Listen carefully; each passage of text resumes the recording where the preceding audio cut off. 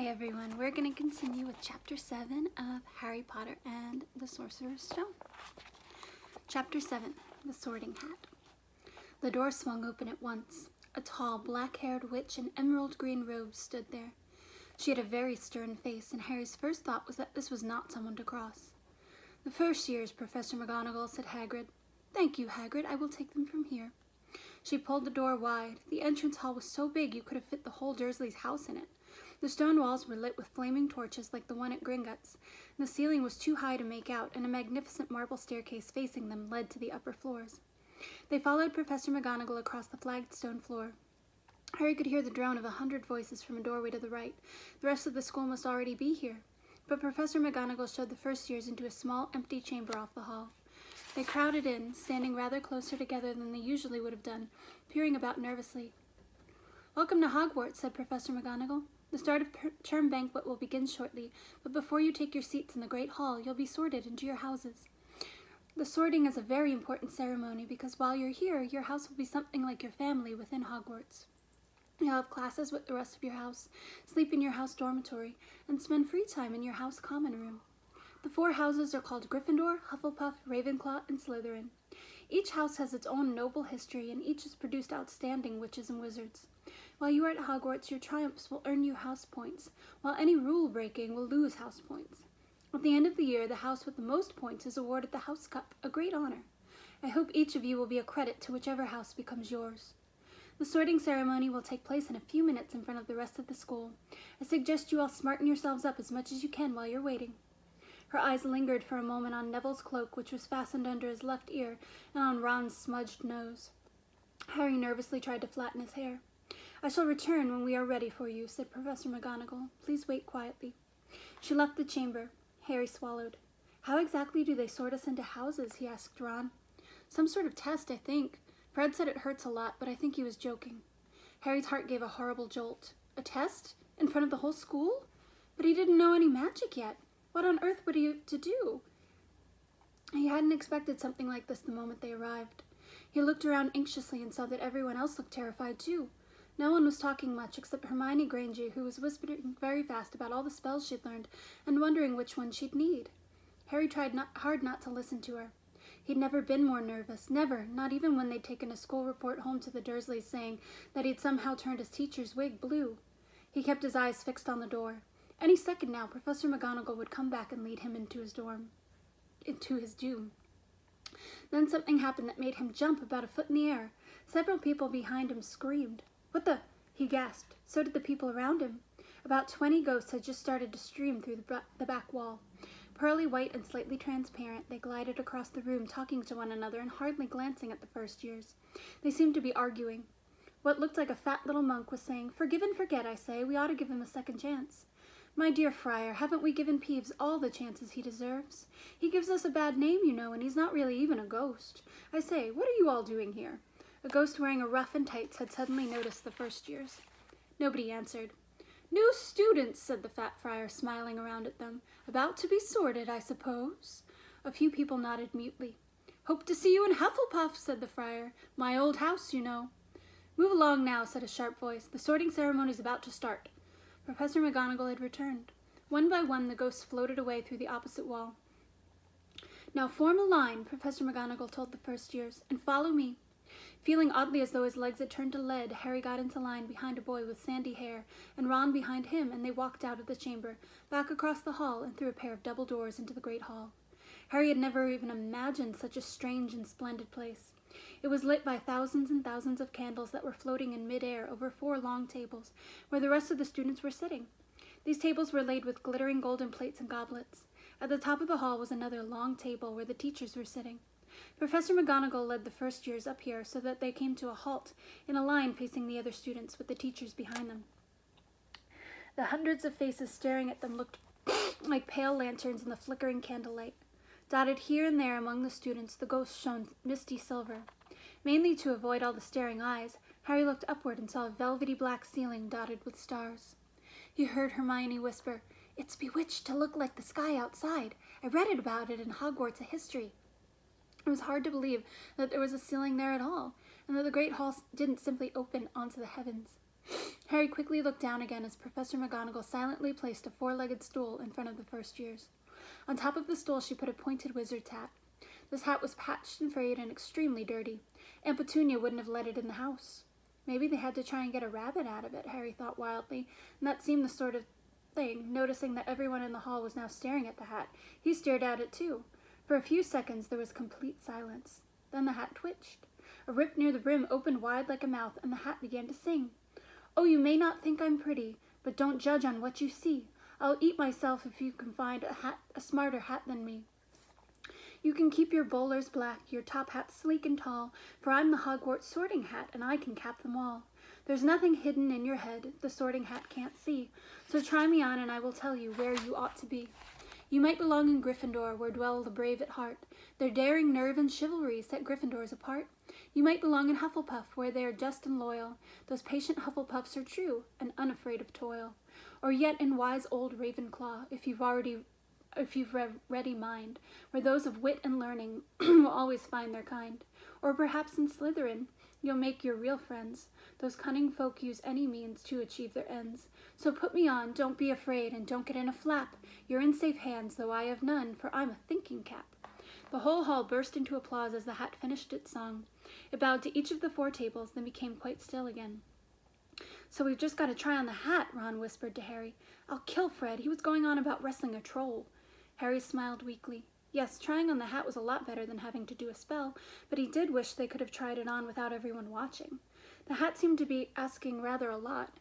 Harry didn't feel brave or quick-witted or any of that at the moment. If only the hat had mentioned a house for people who felt a bit queasy, that would have been the one for him. Professor McGonagall now stepped forward, holding a long roll of parchment. "When I call your name, you'll put on the hat and sit on the stool to be sorted," she said. "Abbott, Hannah." A pink-faced girl with blonde pigtails stumbled out of line, put the hat on, which fell right down over her eyes, and sat down. A moment's pause. "Hufflepuff!" shouted the hat. The table on the right cheered and clapped as Hannah went to sit down at the Hufflepuff table. Harry saw the ghost of the fat friar waving merrily at her. "Bones! Susan!" "Hufflepuff!" shouted the hat again. Susan scuttled off next to Hannah. "Boot! Terry!" "Ravenclaw!" The table second from the left clapped this time. Several Ravenclaws stood up to shake hands with Terry as he joined them. "Brocklehurst, Mandy!" went to Ravenclaw too, but Brown Lavender became the first new Gryffindor, and the table on the far left exploded with cheers. Harry could see Ron's twin brother's catcalling. Bulstrode, Millicent, then became a Slytherin. Perhaps it was Harry's imagination after all he'd heard about Slytherin, but he thought they looked like an unpleasant lot. He was starting to feel definitely sick now. He remembered being picked for teams during gym at his old school, but because no one wanted Dudley to think they liked him. Finch Fletchley, Justin, Hufflepuff. Sometimes Harry noticed that the hat shouted out the house at once, but others it took a little while to decide. Finnegan, Seamus, the sandy-haired boy next to Harry in line, sat on the stool for almost a whole minute before the hat declared him a Gryffindor. Granger, Hermione. Hermione almost ran to the stool and jammed the hat eagerly on her head. "Gryffindor!" shouted the hat. Ron groaned. A horrible thought struck Harry, as horrible thoughts always do when you're very nervous. What if he wasn't chosen at all? What if he just sat there with the hat over his eyes for ages, until Professor McGonagall jerked it off his head and said there had obviously been a mistake and he'd better get back on the train? When Neville Longbottom, the boy who kept losing his toad, was called, he fell over on his way to the stool. The hat took a long time to decide with Neville. When it finally shouted, "Gryffindor!" Neville ran off, still wearing it, and he had to jock back amid gales of laughter to give it to McDougal Morag. Malfoy swaggered forward when his name was called, and he got his wish at once. The hat barely touched his head when it screamed, "Slytherin!" Malfoy went to join his friends Crabbe and Goyle, looking pleased with himself. There weren't many people left now. Moon, Knott, Parkinson, then a pair of twin girls, Patil and Patil, then Perks, Sally Ann, and then at last, Potter, Harry. As Harry stepped forward, whispers suddenly broke out, and little hissing fires all over the hall. Potter, did she say? The Harry Potter? The last thing Harry saw before the hat dropped over his eyes was the hall full of people craning to get a good look at him. Next second, he was looking back at the black inside the hat. He waited. Said a small voice in his ear. "Difficult, very difficult. Plenty of courage, I see. Not a bad mind, either. There's talent, oh my goodness, yes. And a nice thirst to prove yourself. Now that's interesting. So where shall I put you?" Harry gripped the edges of the stool and thought, "Not Slytherin, not Slytherin." Not Slytherin, eh? Said the small voice. Are you sure? You could be great, you know. It's all here in your head, and Slytherin will help you on the way to greatness, no doubt about that. No? Well, if you're sure. Better be Gryffindor. Harry heard the hat shout the last word to the whole hall. He took off the hat and walked shakily toward the Gryffindor table. He was so relieved to have been chosen and not put in Slytherin, he hardly noticed that he was getting the loudest cheer yet. Percy the prefect got up and shook his hand vigorously while the Weasley twins yelled, "We got Potter! We got Potter!" Harry sat down opposite the ghost in the ruff he'd seen earlier. The ghost patted his arm, giving Harry the sudden horrible feeling that he'd just plunged it into a bucket of ice-cold water. He could see the high table properly now. At the end nearest him sat Hagrid, who caught his eye and gave him the thumbs up. Harry grinned back, and there in the center of the high table, in a large gold chair, sat Albus Dumbledore. Harry recognized him at once from the card he'd gotten out of the chocolate frog on the train. Dumbledore's silver hair was the only thing in the whole hall that shone as brightly as the ghost's. Harry spotted Professor Quirrell, too, the nervous young man from the leaky cauldron.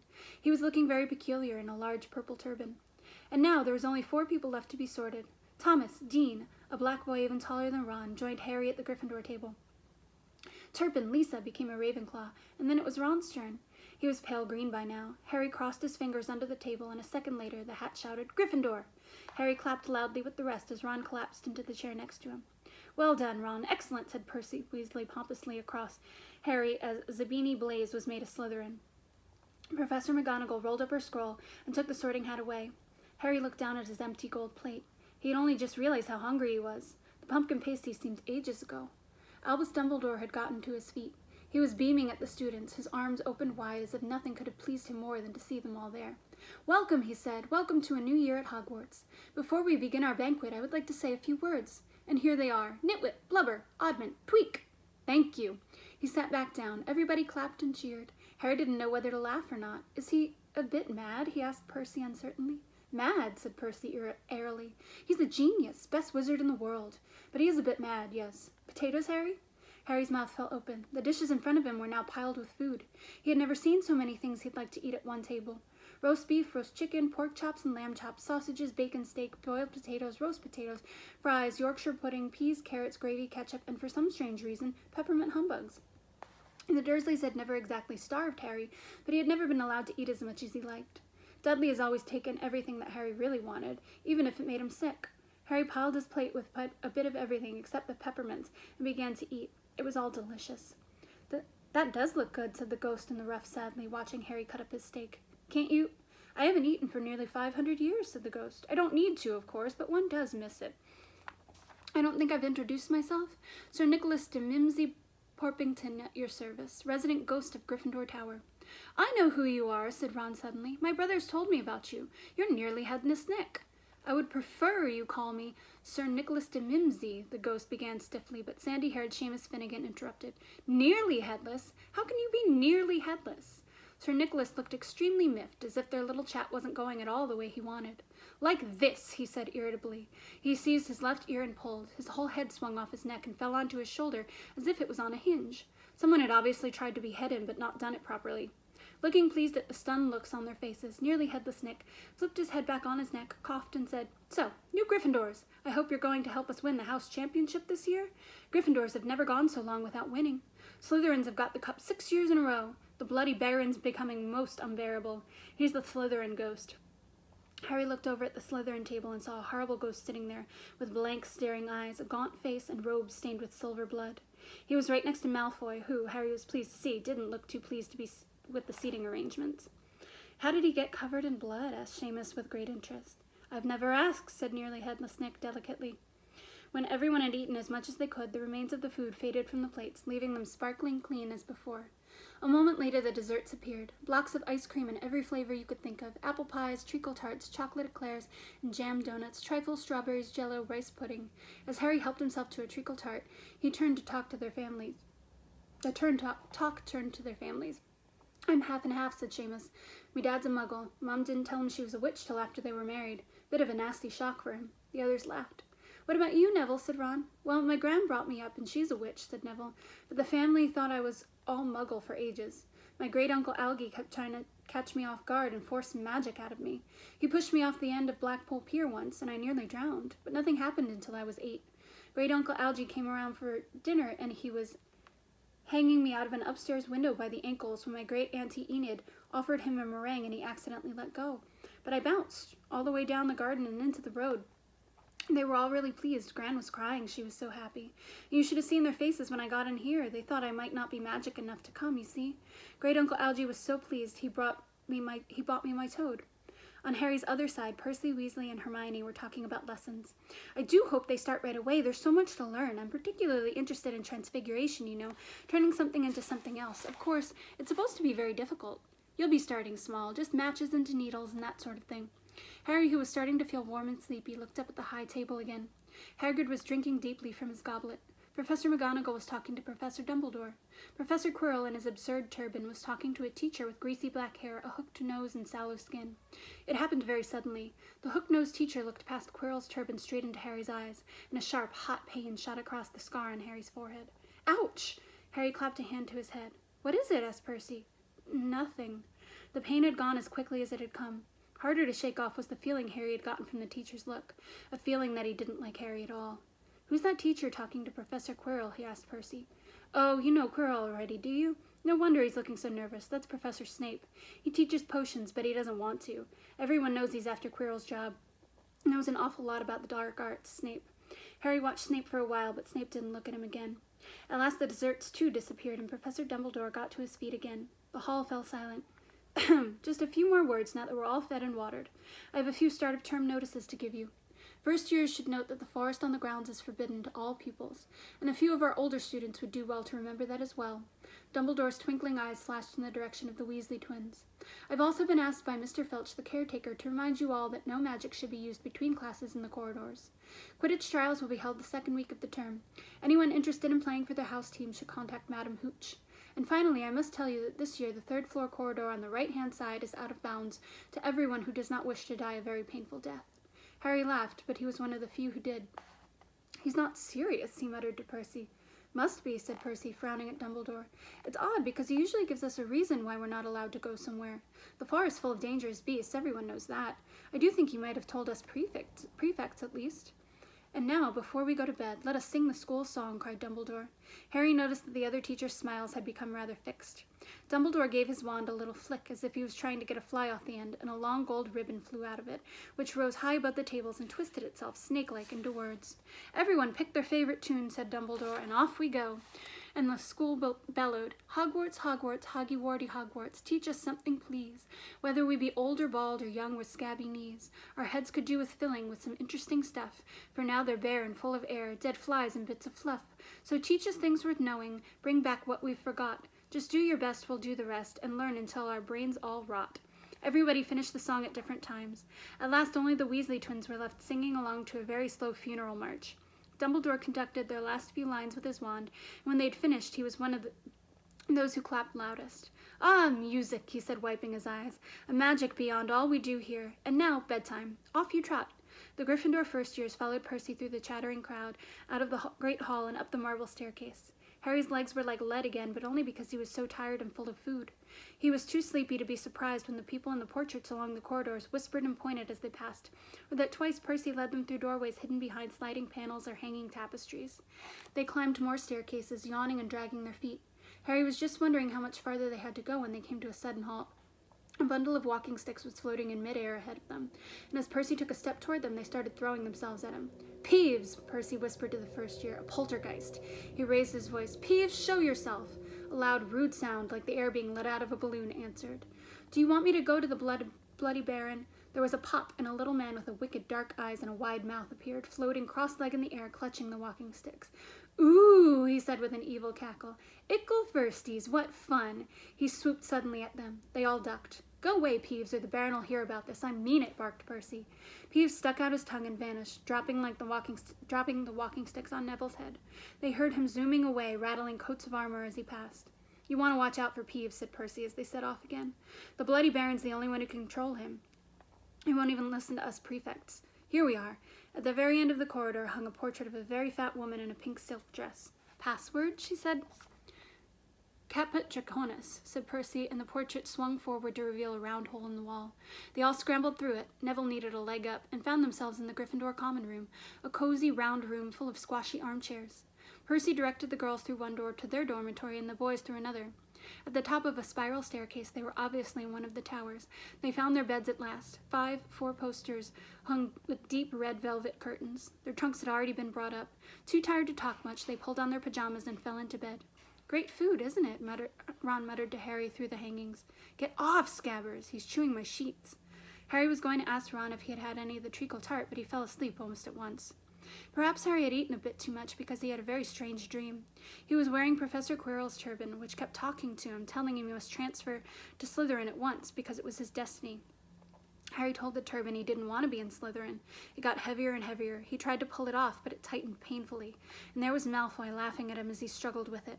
Then Malfoy turned into the hook-nosed teacher, Snape, whose laugh became high and cold.